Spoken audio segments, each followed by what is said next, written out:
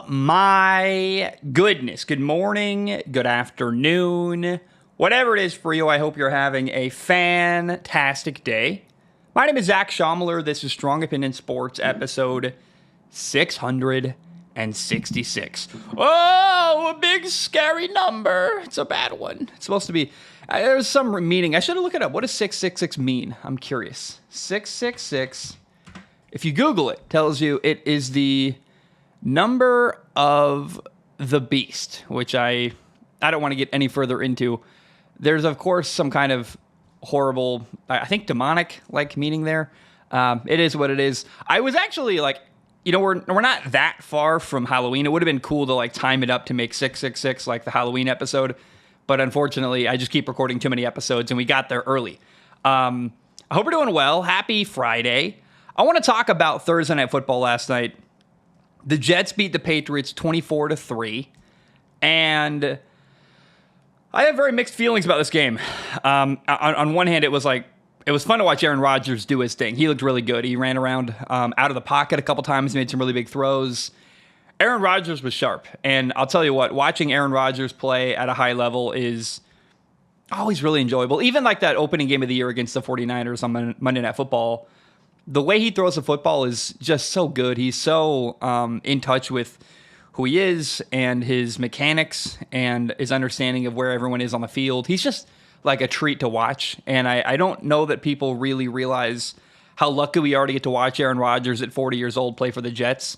So many people from that era, his era of the game, are now retired and moved on. And so we're kind of watching the last of that era, that generation of quarterback Aaron Rodgers play. And it's really special, in my opinion. I hope you enjoy it. Take your time when you get to watch the Jets game this year. Appreciate his, mastering of the game and his understanding of offenses and defenses and his mechanics and how he, will drop an arm slot or do little things to make a throwing lane a little bit easier for him.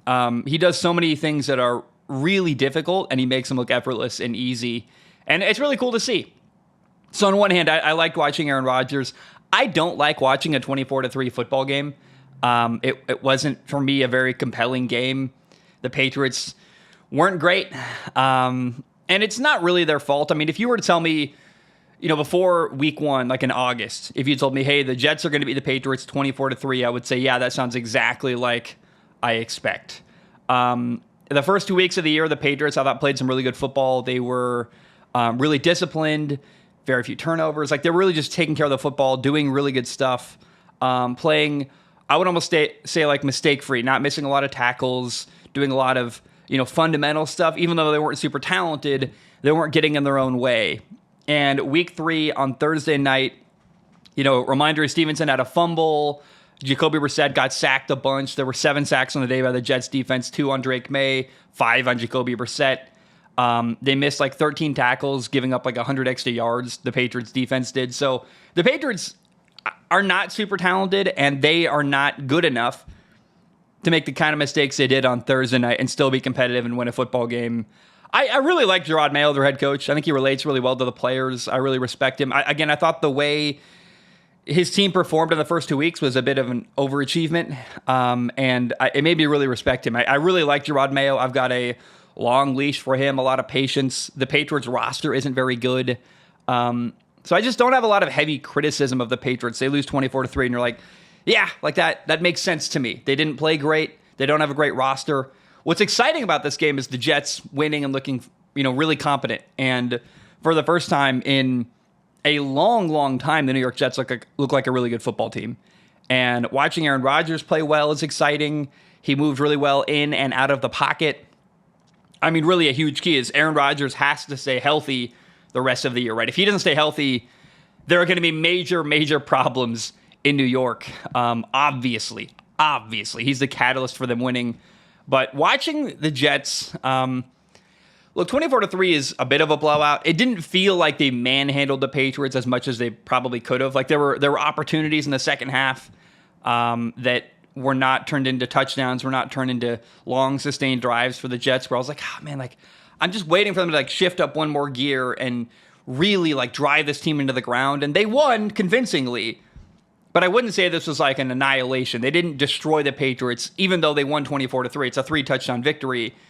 Again, I would say there were opportunities in the second half that were missed that were kind of like, I really would have preferred 35-3 or something. It would have been like, oh, that's a statement right there.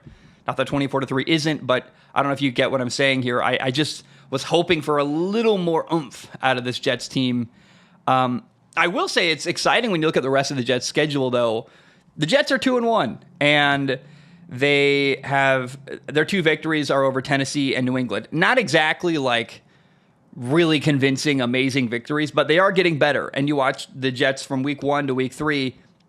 Every week they've made progress. You know, Mike Williams is more involved in the offense in week 3. He is recovering from an injury to his lower body. He's getting better. He's getting more involved in the offense. The Jets are just slowly making progress. And as you look ahead, games like Buffalo, Pittsburgh, Houston, Arizona feel way better than they did a couple weeks ago. And then on top of that, like the Dolphins are injured. We don't even know if Tua is going to play the rest of the year. Indy's quarterback, Anthony Richardson, is awesome, but he's clearly got a lot of growing to do. Denver, they play them week 4.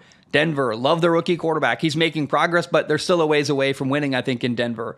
The games that really scare me are few and far between on the Jets' schedule. The Steelers game at Pittsburgh is really tough. Houston, I think Arizona's a tough out. Jacksonville's interesting. The Buffalo game. So, yeah, they play the Bills twice the rest of the year. They play Houston. They play the Steelers' defense. That really concerns me, especially given that Morgan Moses got hurt, the right tackle in this football game. I don't know if that's a long-term injury.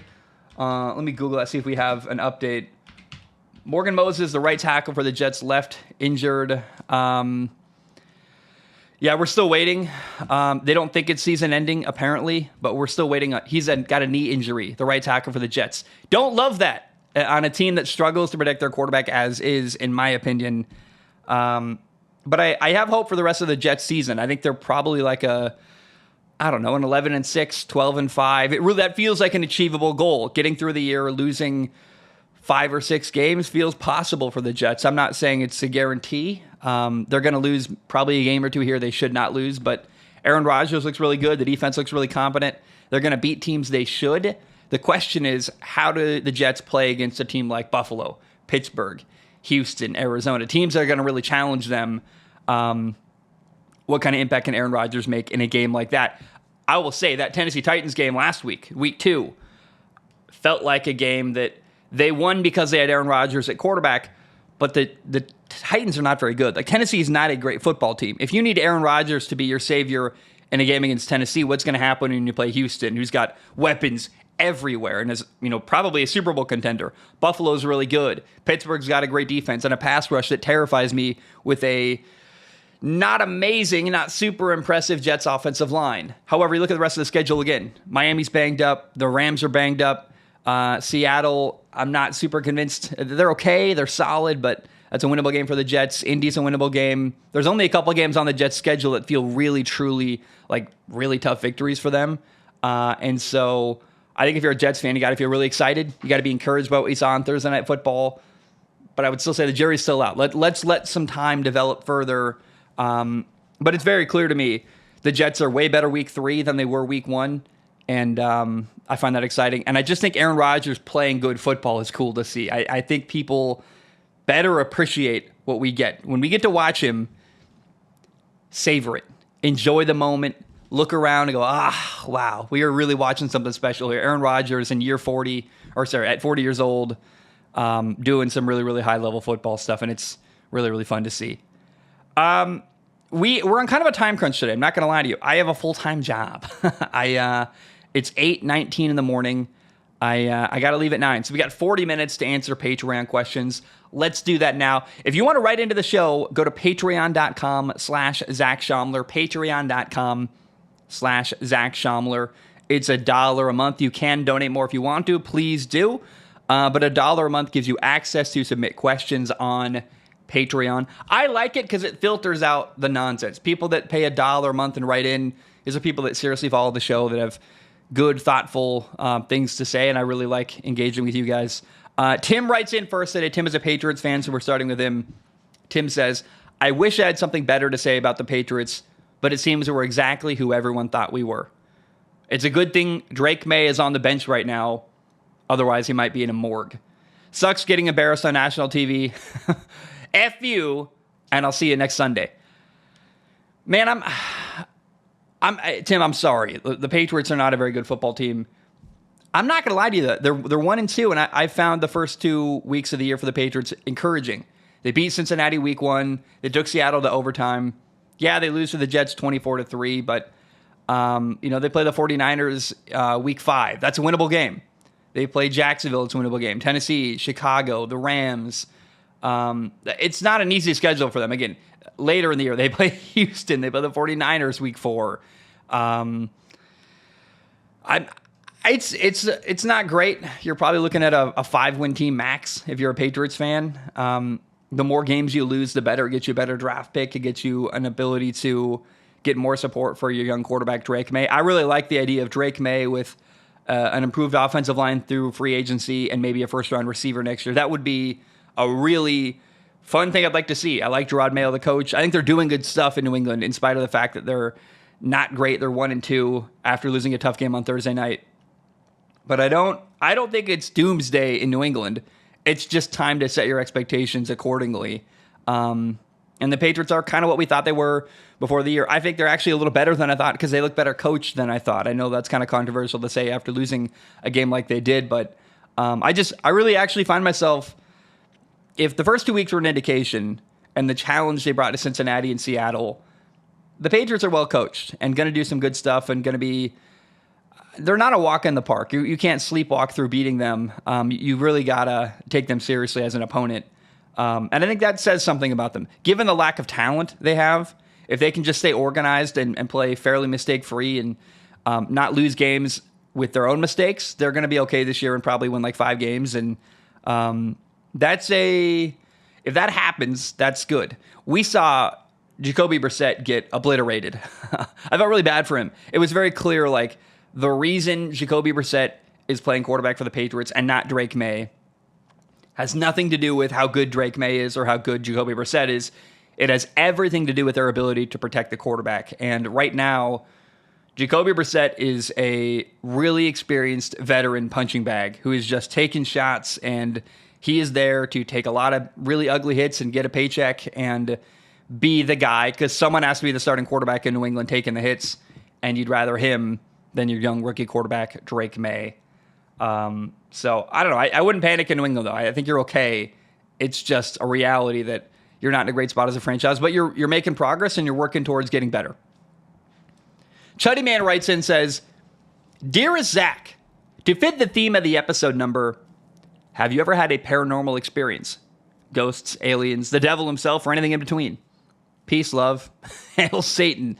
No, I very much have not. I intentionally avoid anything that, like, I don't mess with Ouija boards. I'm good. I'm totally, like, that stuff might be real. I'll tell you a story. My dad, if you ever ask my dad why he believes in God, he'll tell you because he's seen the devil. Terrifying. The only experience I have is, and I think I'm not, no, my dad's talked about this publicly, so I can acknowledge this too. My dad was like horribly, horribly abused when he was a kid. It's really horrific and sad, and he's talked about it on a podcast I've done with him before. His mom used to really, really badly abuse him, and she was actually, it's weird to talk about this here.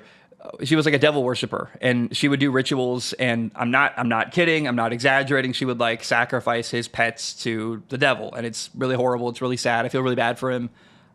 It's very traumatic for me to talk about. So my dad has seen like truly awful, evil things, and so my whole angle is I don't mess with that. I'm good. I don't want to. Someone has a Ouija board, have fun.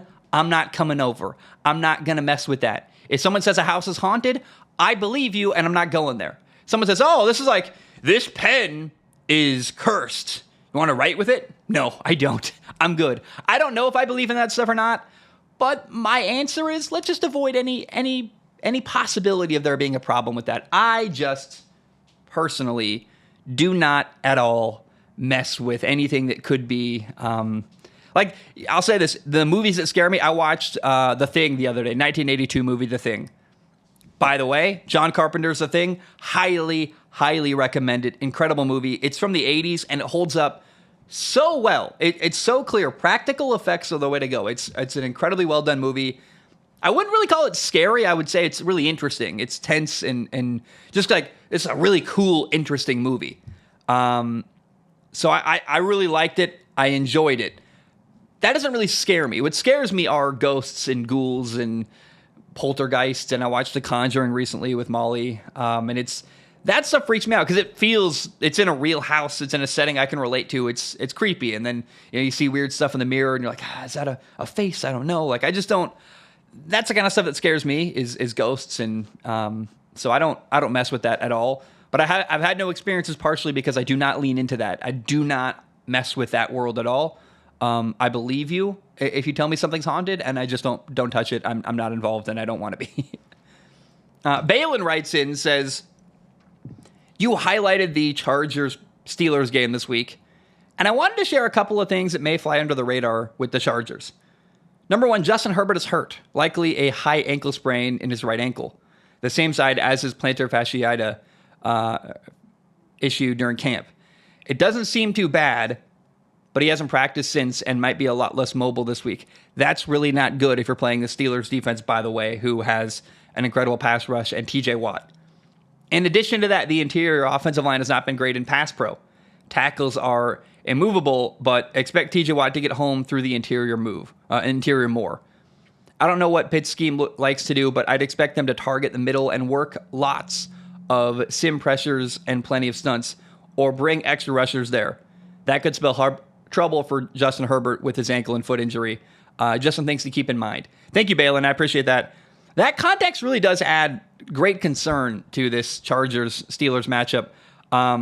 Look, man, the Steelers are 2-0 because they play really good defense. They play good enough to not lose on offense. I don't expect high things from Justin Fields, and the Steelers offense, but if they can run the football and not have a crazy amount of turnovers and then force Justin Herbert to struggle with his immobility, the offensive line having problems, I think a Steelers game is very, very winnable for the Chargers-Steelers game. So I think Pittsburgh's got a shot to beat LA is what I'm saying. The Chargers and Steelers are both 2-0. It's probably, to me, like the most interesting game of the weekend. I'm going to watch it. I really like Pittsburgh. I think it's an awesome place. I'm excited to watch that game Sunday morning. And that's probably the game. Man, I wish I'm going to watch. There's like 3 games I want to watch in the morning, on Sunday morning. So I'm going to have Houston, Minnesota, Philadelphia Saints, and Chargers, Steelers all in the multi-view on YouTube TV. I've got Game Pass, or what's it called? Sunday Ticket. It really annoys me. People say I don't watch games. You guys realize I watch like almost every game. I've got NFL Sunday Ticket. It's 4 games at once. Look, I admit it's not easy to like be plugged into 4 games all at one time, but often the action isn't happening at the same time. In fact, I always try to get a picture of my TV on game day. You know how hard it is to take a picture where all 4 games are actually happening and one of them at least isn't on a commercial break? It's almost impossible. It's very rare that all the action's happening at the same time when you watch 4 football games. I like it because there's no dead air. There's never a dull moment, and you can really kind of pretty clearly track all 4 games at once. More than 4, I got to rewatch and do a simulcast with different games, but I'm really watching basically every game that's happening during every NFL week, and it's annoying to me. People tell me I'm just going through box scores. I'm like, no, I watched the game. I watched key plays. I was there. I was paying attention. I'd really try to have a good understanding of what happens game to game.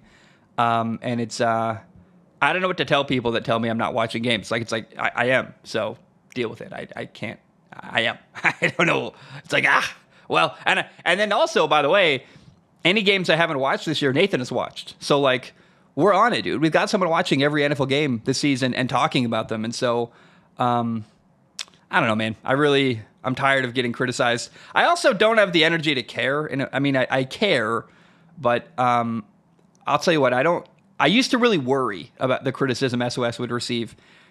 Anymore, I'm trying to pay my bills, dude. I've got a family to take care of. I've got goals I want to achieve financially. I really want to buy a house someday. I've got a real job that takes a lot of my time and energy. And so I do the very best I can week to week with Strong Opinion Sports. I really think I put out a good product. I really think we cover the NFL very, very well. If you don't like that or don't agree, like, I don't know what to tell you. I'm sorry, but I don't have energy to, like, listen to that. In fact, someone got mad at me recently for not paying enough attention to YouTube comments, and it's like, well, YouTube comments make me want to kill myself. They're always so negative. They say I'm terrible. They say I talk about it. They just criticize me constantly, and it's like, I'm good. I don't really want to pay attention to that. Like, I really don't enjoy that. In fact, I've got a question related to this, and I'll read it now. Where was it? Was it at the end? Hold on. I do. This is related, so I want to read it. If I can find it. I know it's here somewhere. Come on. Here it is. Marc writes in. Marc says, Zach, this is not a football-related question. It's no secret that you've had your fair share of tough moments throughout your life. You often touch on mental health in your podcasts, and I always loved that. Here's my question for you. How have you dealt with anxiety or stress? What were some of the things you tried to help with that, and what did and didn't work for you? Thank you to your eyeballs for reading this, Marc. Marc, yeah, I've had, look, my brother died. I was engaged once before. That didn't work out. I've been homeless. I've had a really tough journey, I think, at times as a human being on planet Earth. There was a time where Strong Opinion Sports was my full-time job, and I made really good money. I don't do that anymore. It makes a negligible amount of money. I'm glad to have a little bit of side income, but SOS it's not my full-time job, and I had to really deal with that. There was a point where I was like, I had to accept, hey, the show isn't making enough money to be my job anymore. I got to go get a real career, and I don't have a college degree, and I had to figure that out. And I worked from the bottom of HVAC and all the way up, and now I work in HVAC sales. And I did an install yesterday, though. I still install. I do some service work. I'm not just a salesman. I do a lot of different stuff at my job, and I'm kind of like a Swiss Army knife for my company because I really take it seriously, and I treat my career the same way I did when I was a quarterback in football. I learn everything I possibly can, and I want to be as valuable as humanly possible. So, Marc, how do I deal with stress and anxiety? I try to avoid things that give me stress or anxiety. I don't know if you've followed me for very long, but you can see I have moved around the country. I've done a lot of different stuff. I've made lots of changes in my life, and I keep getting better at living life. And every time I make a change, it's because something isn't working or is really stressing me out. Not in a way like it's not like I'm not resilient. Trust me, my job in sales is difficult. But I really try to pick my battles. What's worth stressing over and what isn't? I got to pay my rent, so my job, in HVAC is worth stressing over. Someone mad at me on YouTube isn't worth my energy anymore. I used to really care. There was a time and place when SOS was my full-time job. I was really trying to please everyone, and I found it exhausting and difficult. But the reason I led into this, I was talking about someone on YouTube was mad at me saying I don't pay enough attention to YouTube comments and that I only pay attention to Patreon people. I saw that comment, and I ignored it. Like I ignore many criticisms of me on YouTube because I just don't have energy to engage and try to deal with that. The people on Patreon pay me money, and I engage with that. I think that's what deserves my attention. And if anyone's gonna criticize me and has gonna get my attention, it's people on Patreon. If they got something to say, I listen because they A, directly pay me, but B, they're more invested, and that's what's worth my energy. I don't know if that's controversial, but the way I deal with anxiety and stress is I try to cut out things in my life that are not serving me and are causing me detriment to my mental health and my emotional state. One thing, I kind of dodged a bullet with coaching. I was coaching high school football. I did it for about a month. I actually, ironically, got fired, and it turned out to be one of the best blessings of my entire life. Doing that, working full time, doing the podcast and coaching every day after work, not getting paid, volunteering for hours and hours and hours of my life every week. That was not a sustainable pace for me. It was a really difficult month. It took me a while. I feel like I'm finally recovered from that, but it took me a while to catch up because I was so behind on everything else while I was coaching. I wasn't attending to things properly in my life. And so I'm really glad in a way that I'm not coaching. If I ever do coach again, I'm going to have to cut other stuff out of my life. If I ever coach again, it'd be like, hey, I probably can't do the podcast, or I got to do a different job that allows me more time or something like that. I have to be really thoughtful because you can only do so much in your life, and you can only care about so many things in your life. and you got to really be thoughtful with what you decide to care about and what you don't. So Marc, that's my advice, is be really, when you give something your attention and you give something, give a fuck about something. There's a great book, The Subtle Art of Not Giving a Fuck. That book helped me more than anything in the world. If you haven't read it, go read it. Mark Manson's book, The Subtle Art of Not Giving a Fuck. It really, really helped me. But Marc, that book taught me to look around and evaluate everything in my life and go, what's worth caring about? What's worth stressing about and what isn't? And the things that aren't worth stressing about, I just try to not stress about at all. And if they're an unavoidable stress, then I try to cut them out of my life if it just goes on too long and I can't deal with it. So I try to treat my life like I've got a budget for my emotional energy, and I just cut stuff out constantly if it's not fitting or not working for me. And honestly, ever since I've done that, I don't know if it's clear from the outside for you guys listening to the podcast, but I'm really actually doing the best I've ever done in my entire life. I'm really happy. I'm really enjoying life. I feel really peaceful. I don't have much stress. My job is stressful. It really is, doing HVAC stuff and managing installations and jobs and solving problems and putting out fires when I need to. But that's worthy of my stress because it pays my bills and it pays for my lifestyle and my rent and my food and whatever. Lifestyle's the wrong word there. I don't have, my lifestyle is I stay home every night and watch Netflix or watch football and do podcasts. I mean, that's really what I do with my free time. I go camping occasionally in a truck that's free. So my camping's free, excuse me, on BLM land. So man, I'm pretty frugal. I'm really thoughtful with where I put my energy and time, and I encourage you, Marc, to do that as well. That'll help you because it really helped me, I think. SDS 4800 writes in. I want to read this because I think you're confused a little bit, and I want to clarify some stuff. SDS 4800 says, "Hey Zach, not exactly a question, more of a statement, more of a response to a statement." Now, this is SDS 4800's claim. I think he's wrong. I love you, man, but I think you're mistaken here. He says, "A few episodes ago, you said that you would love to see DJU on a roster someplace like Ohio State. I certainly hope that becomes true because then the Big Ten would be wide open for Michigan or Penn State to win it. I think it's time to put the DJ hype to sleep. He was frustrating to watch at Clemson, was almost the same while he was at Washington State, and is once again back to terrible at Florida State. So I think you're getting two people confused, SDS 4800. There's Cameron Ward at Miami, and then there's DJ Uiagalelei at Florida State. Now, you say Washington State, which tells me you might be talking about Cameron. I talked about Cameron Ward. I said I would love to have watched Cameron Ward at Ohio State. I believe that 100%. It would have been a treat. I would have loved that. Cameron Ward, who played at Washington State, is not DJ Uiagalelei, who played at Oregon State last year. I think you're getting two people I've talked about and merging them into one, which is okay. I don't blame you. But I want to clarify for your sake, and if anyone else is confused, or if maybe I misspoke in a recent episode. DJ Uiagalelei, the Florida State quarterback, looks bad at Clemson. He was okay at Oregon State. He looks awful at Florida State. Florida State's 0-3. There is no DJ Uiagalelei hype. He looks terrible. He should not be a starting quarterback. He's not on my radar as an NFL quarterback. He's awful. The quarterback.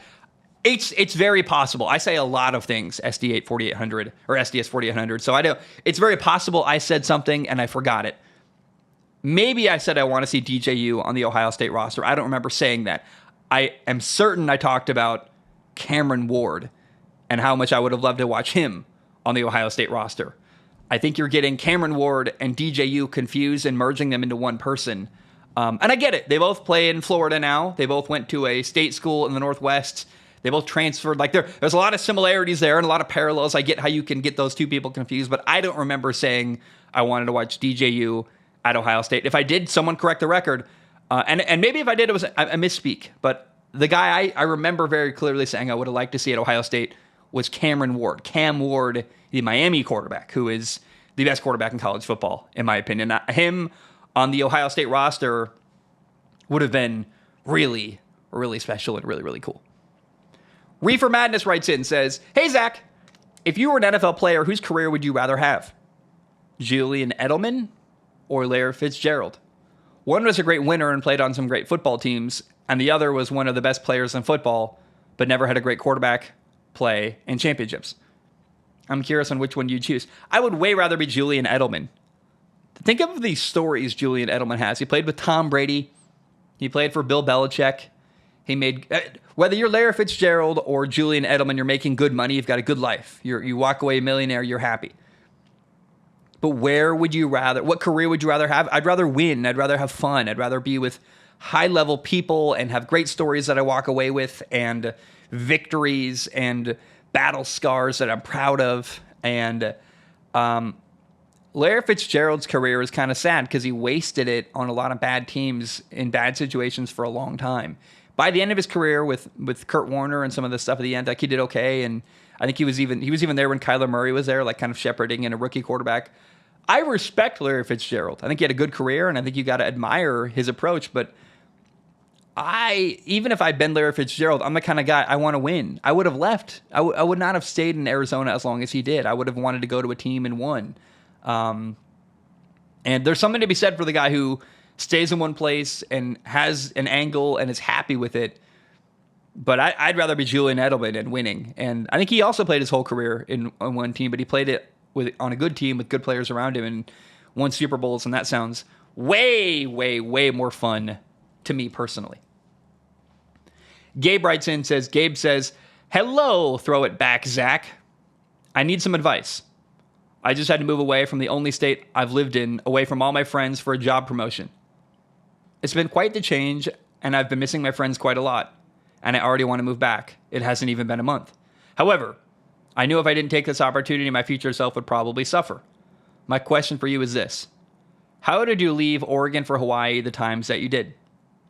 You knew that the location you were going to is better, yet you had to leave your friends and family behind. Seeing your journey gives me hope, as I can always move back just as you have. Always appreciate the hard work that you do for your community, pumping out these podcasts." Gabe, one thing, it's been less than a month, so there's a big adjustment period, and when you go through a significant change, it's really difficult at first, and you got to get through that initial anxiety and difficulty. Change is like really stressful. It's hard for your nervous system. It's scary and difficult, and give it time before you decide you hate wherever you moved. I know it's difficult, though. I understand that. I don't want to minimize that at all. But all you can do is your best. The other thing, though, I hope you're aware, it's your life. You can do whatever you want. I've moved to and from Hawaii twice. I have sold all my belongings twice. I have gotten rid of everything I own 2 times and moved to Hawaii. And now I'm back here again. Like, I've gone back and forth, and it's exhausting. It's not fun. Don't do what I did. But you can certainly do whatever you want in your life. If you ever want to go back, you totally could. You just got to pick and choose your battles. Like I said earlier, you got to pick what you want to care about and what you don't. Eventually, you'll have a better understanding. I would just let it ride out for a little bit, take some peace.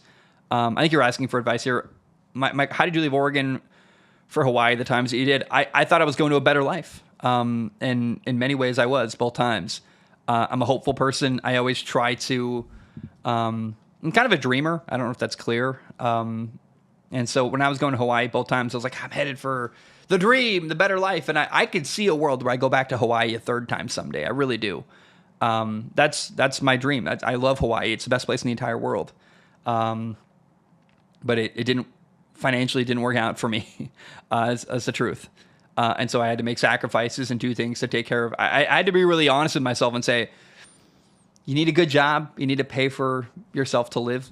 Being a human on Earth is expensive, especially in today's economy with inflation going crazy and stuff like it is. So I just had to take care of myself. And part of why I'm in Oregon is because of that. You took a job promotion, presumably for more money, and that's you taking care of yourself, being an adult. And being an adult is sometimes making hard decisions that are more responsible than they are fun. I don't know if that's helpful at all, but that's kind of where my brain goes, Gabe. Hope I'm helpful. Feel free to write to me personally if you've got any. If I wasn't helpful there, I'd still like to help you. So write to me on Patreon personally on the DMs, and I'll help you if I can. I'd love to just talk to you on the phone too if you want. I'm available, and if I can be helpful to you, I care a lot. Florida Man says, "Okay, HVAC Zach," and something that rhymes with Nathan. Yeah, we got to come up with Nathan's out here, obviously, but we got to come up with some kind of HVAC Zach is my nickname. I love that. It's fitting. It makes sense. It goes along with my job. Nathan needs something. You guys, get creative out there. Start writing in with fun stuff. Let's hear it. And if you write in, I'll probably do a post on Patreon now that I think about it. Let's come up with nicknames for Nathan, and I will read your guys' submissions on next week's episode, Monday or Tuesday night when we record about NFL Week 3. So if you got ideas, let's come up with some nicknames for Nathan. Anyway, Florida Man says, in honor of the episode 666, here is your scenario. You are the devil and must hand out 3 curses to NFL franchises of your choosing. These curses will be active until the 6,666th episode of SOS. Let's call it 50 years. If we ever get to that, if we get to the 6,000th episode ever of SOS, I mean, it's not out of the realm of possibility. I don't see any reason to stop the show ever, but that's a long time. Here are the curses you're going to hand out. 1 will not win a Super Bowl. 2 is doomed to never sign a quarterback to a second contract. And 3, the owner insists on being the GM. Who gets cursed and why? I would argue these curses have already been doled out to current NFL teams. And here's how I'm going to answer your question. I'm actually not going to curse anyone. I'm going to tell you which teams already have these curses in effect. The Cleveland Browns are never going to win a Super Bowl.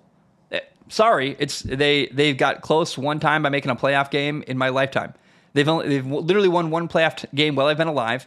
They are horribly run. They constantly get in their own way. The Browns are never going to win a Super Bowl. They gave Deshaun Watson a ton of money, and he's looked awful. So, and giving him, given the context of his life, a ton of money is very weird and very Cleveland Browns. So the Browns, they're cursed. They're not going to win a Super Bowl. Number 2, which team is doomed to never sign a quarterback to a second contract? Right now, it looks like the Carolina Panthers, owned by David Tepper. Every quarterback leaves Carolina and gets better recently. You notice Sam Darnold doing great. Baker Mayfield doing great. Both were in Carolina at one point. Both did not get the support they needed in Carolina. So the Browns are not going to win a Super Bowl. The Carolina Panthers are not going to sign a quarterback to a second contract. And then here's the owner who insists on being the GM. You already have the Dallas Cowboys, and it's not going great in Dallas. So I don't need to give anyone a curse. These curses are already active for 3 NFL teams, and I find that kind of funny. That Boy Soap writes in and says, hey, Zach, should we be concerned about Georgia, or am I tripping? I feel that they are barely winning against teams they should be blowing out. Also, the Cowboys have allowed 40-plus points in their last 2 games. Why am I still a fan at this point? Yeah, I don't know why you're a Cowboys fan. I wouldn't be. It sounds terrible. And supporting a franchise that doesn't care about you and doesn't make moves you agree with is very weird to me. I don't understand the ride or die. I don't have a favorite team. I never will again, actually. I could only... How do I say this? I could see myself having a favorite team if I lived in an NFL city. And then it's like, well, I'm in proximity, and I would always probably root for my local team. That just makes sense to me. But I'm unique. I grew up in Portland, Oregon, where there's no NFL team nearby. Seattle is not my NFL team. I don't claim them. I don't live in Seattle. So I'm a free agent in the NFL world. And if I ever live in an NFL city, maybe I'll have a favorite team there. But otherwise, no, I'm never going to have a favorite team ever. So should we be concerned about Georgia? Georgia beat Kentucky 13-12 during college football week 3. Otherwise, every other game has been a blowout. I mean, they beat Clemson 24-9, something like that. And it was a slow first half, and then Georgia pulled away in the second half. They dominated their week 2 opponent.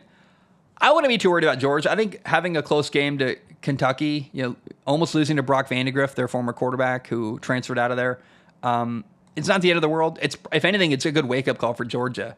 If Georgia lost that game, then you should be concerned. But I think not losing that game, getting out with a win, it's just a wake-up call for Georgia. It's actually good for them probably early in the year to kind of get rattled and shook and awake. So I'm not worried about Georgia yet.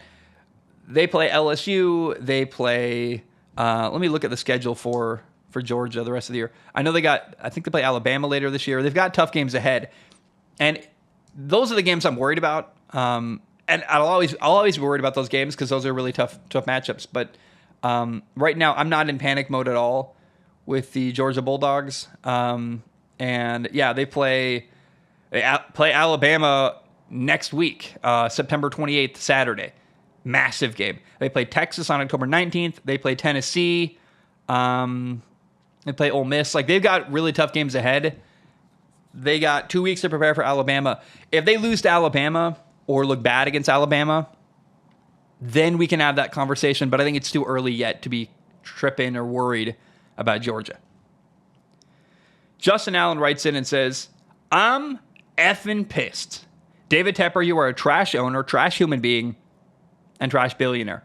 And then in quotes, when you have that much money, you don't throw drinks at fans, you loser. Do you realize that your team is building up a bad reputation of where quarterbacks go to die? F you and F the Panthers, sell the team, you coward. HVAC Zach, I see 3 main issues with Bryce Young is struggling with.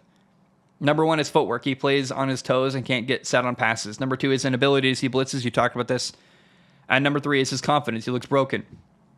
Where do you see Bryce Young's career from here? Does he stay with Carolina? Is the Bryce Young era over in Carolina? And does he go to another team? Is his career in danger of being over? His career was not in danger of being over. No one looks at Carolina right now and thinks, oh, they're really helping young quarterbacks. No, I think everyone can recognize Carolina's a bad place for quarterbacks right now and has been for a while. I think Andy Dalton's going to come in and do fairly well.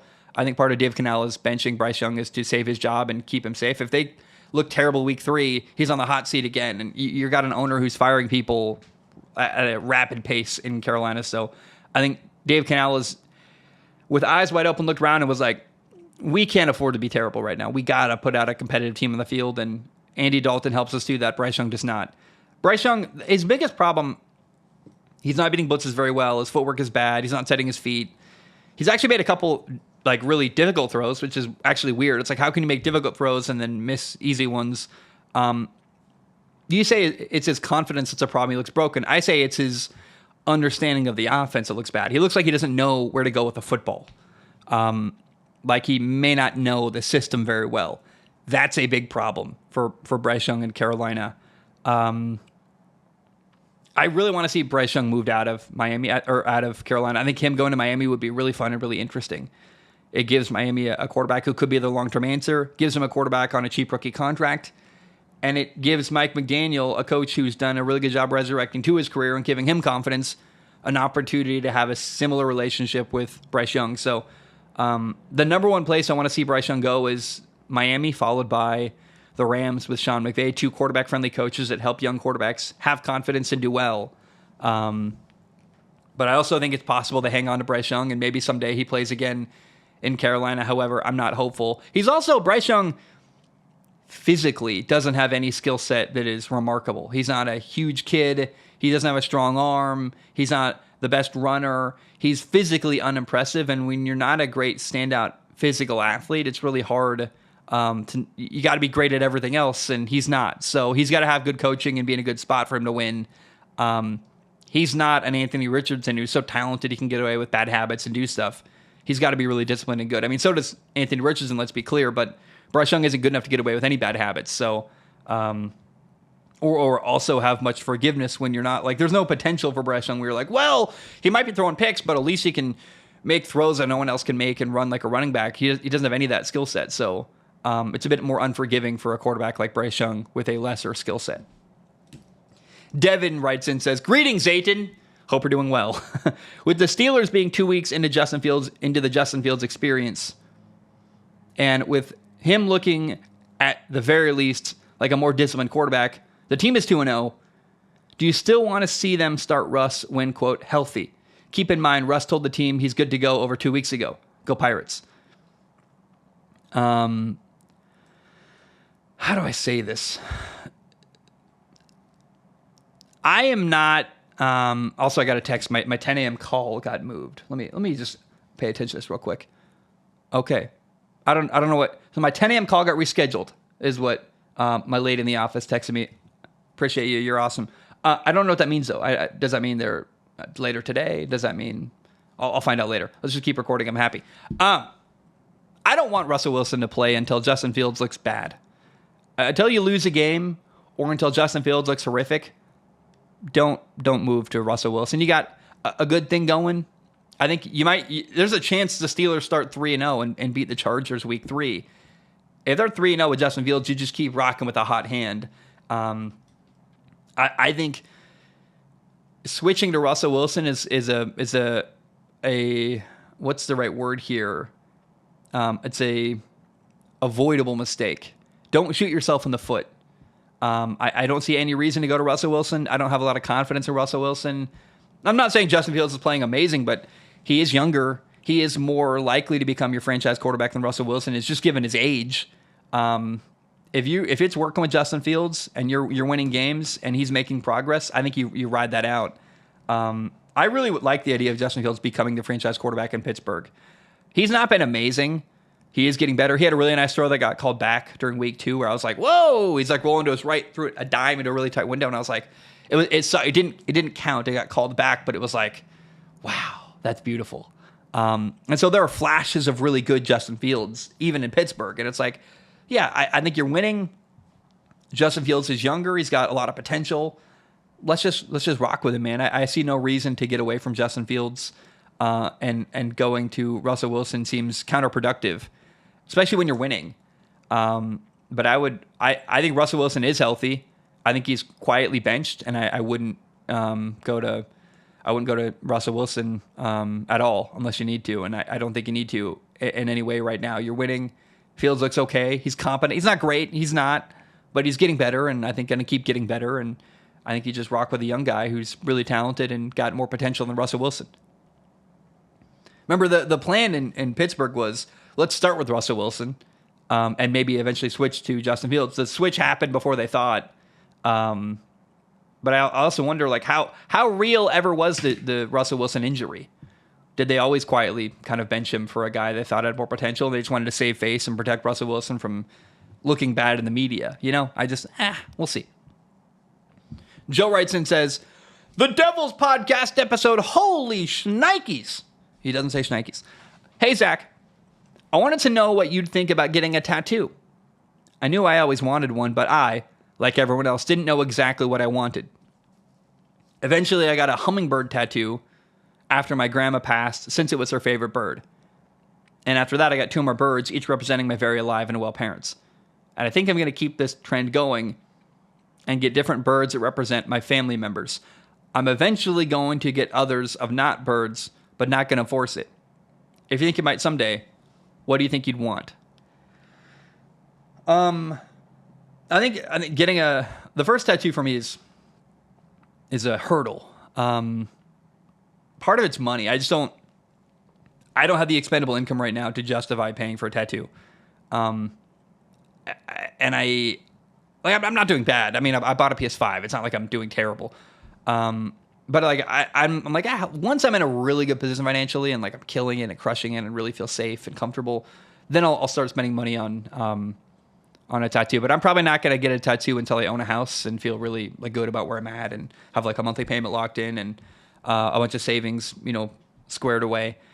But eventually I want to get an Omega symbol for my brother. That was how he signed his journal entries. He would put an Omega symbol at the end, which represents the end in Greek, I believe. But it's a symbol for him that represents him. My brother died. He took his own life February 8th, 2016. So a tattoo for him is meaningful to me. I want to get a really tiny, small tattoo of, it's like a little, there's a little, how do I say this? Molly has like a little thing she does where she makes a little mouse, and I'd love to get that like hidden somewhere in my body. It's small. It would be like the size of like the tip of a pencil. Like you really could barely see it. Maybe the size of an eraser, like really, really small. Put that somewhere. Like maybe that's my first tattoo, is just a little like stick and poke tattoo, basically. That'd be kind of funny. I want to get Be Curious, Not Judgmental, and then a dart to represent the dart scene from Ted Lasso. It's my favorite television scene of all time. It's also a quote I really care about. Be curious, not judgmental. Those are the ideas I have. I'm sure I'll get more someday. But I'm not going to get tattoos until my career is squared away and I've got a house and I'm really comfortable. But someday I will get tattoos, and I've got a plan when that will be, but it's just, we're not there yet. Troy writes in, Troy says, and this is the final one, hello to the all-important HVAC Zach. 2-part question for you. How do you feel about Anthony Richardson and his first 2 weeks? And how are your fantasy teams looking? How are my fantasy teams looking? Probably not great. I haven't spent a lot of time or energy on fantasy. Dude, I got a real job. I'm doing SOS. I've been very busy. I'm doing okay. Like my team is, let's see, I got 4 teams. That's the other thing. I got 4 teams, which is like very overwhelming because I couldn't be commissioner of all 4 leagues without being in the league. So I'm in 4 Strong Opinion Sports fantasy football leagues, and it's too many leagues, honestly. I thought one was overwhelming last year. Oh, great. I'm losing in every game so far this year. I'm scheduled to lose every game. I don't know. I don't have a great answer for you, honestly. I picked Kirk Cousins. That really hurt me week 1. I picked Caleb Williams in one of my leagues. He's been really bad so far. So, yeah, my quarterbacks weren't great. The Atlanta Falcons defense hasn't been great. I thought they were going to be good because they've been playing bad teams. But the truth is they also had a tougher start to the year. So I'm hoping it'll get better as the year goes on. I think the Falcons defense is doing good stuff. I actually really like them, but they have been giving up points because they played Philadelphia recently, and that wasn't great. And I intentionally went out of my way to not start Philly's defense. But so fantasy is going okay. It's very much overwhelming to me. How do I feel about Anthony Richardson, though, is more interesting. Anyway, he's exactly what I expected. He's really, really talented. Anthony Richardson is an unbelievably gifted player. He's also very flawed. He's also, excuse me. Hey guys, coughing. It's fun. See, this episode is cursed. Got my sales call scheduled. I'm coughing. Anthony Richardson is making big mistakes that are unacceptable. But I've got patience for him because he's not started very many games and he's really talented. And the more talented you are, the more things you can get away with and the more patience I'm going to have for you. I think he's very similar to Josh Allen, who early on in Josh Allen's career was not super accurate and made some boneheaded mistakes and got better and better and better. You just got to be patient and let Anthony Richardson develop. He's exactly what I thought he would be. I'm not devastated by the 3 interceptions week 2. Remember, one of them was also on a Hail Mary. It's just not a huge concern if you're a Colts fan. He's going to get better. He's making progress week to week. But you got to allow Anthony Richardson to get reps and make some bad mistakes in order for him to grow and learn. Like he had a really bad interception that was unforgivable. They ran a levels concept.